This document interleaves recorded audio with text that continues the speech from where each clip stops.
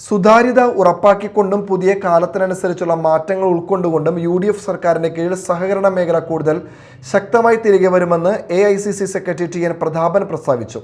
Kerala cooperative employees front Kodungallur taluk സമ്മേളനം ഉദ്ഘാടനം സംസാരിക്കുകയായിരുന്നു അദ്ദേഹം. അച്ഛനെ അമ്മനെ നോക്കണോ, ഇവിടുത്തെ രാഷ്ട്രീയക്കാരനാവണോ എന്നുള്ള ചോദ്യം എൻ്റെ മനസാക്ഷിയെ വല്ലാതെ വേട്ടയാടിയപ്പോൾ രാഷ്ട്രീയത്തെക്കാളും സ്ഥാനമാനങ്ങളെക്കാളും വലുതാണ് അച്ഛൻ അമ്മ എന്ന് പറയുന്നത് എന്നതിനാൽ ഒരുപാട് മുതിർന്ന നേതാക്കൾ, വളരെ മുതിർന്ന എൻ്റെ ഗുരുനാഥനായ VM സുധീരൻ ഉൾപ്പെടെയുള്ള നിരവധി നേതാക്കന്മാർ, മൺമറഞ്ഞുപോയ DCC പ്രസിഡന്റായിരുന്ന P. Antony, MP VP George master MLA അടക്കമുണ്ടാണ്.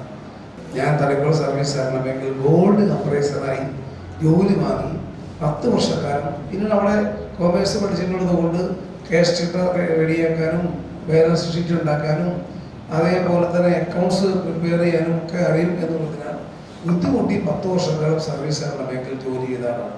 ആ സന്ദർഭത്തിൽ കോഓപ്പറേറ്റീവ് എംപ്ലോയീസ് ഫ്രണ്ടിൻ്റെ അംഗമായി ഞാൻ അതിൻ്റെ സ്ഥാനങ്ങളിലേക്കോ ഒന്നും മനഃപൂർവ്വം ഇല്ലാതെ മാറി നിന്ന് എംപ്ലോയീസ് ഫ്രണ്ടിനെ ശക്തിപ്പെടുത്താൻ വേണ്ടി പരമാവധി ആളുകളെ 100% പലപ്പോഴും സർവീസ് സഹകരണ മേഖല ജീവനക്കാരും എംപ്ലോയീസ് ഫ്രണ്ടിൽ അംഗങ്ങളാക്കി എൻ്റെ അന്നത്തെ നാട്ടിക നിയോജകമണ്ഡലം.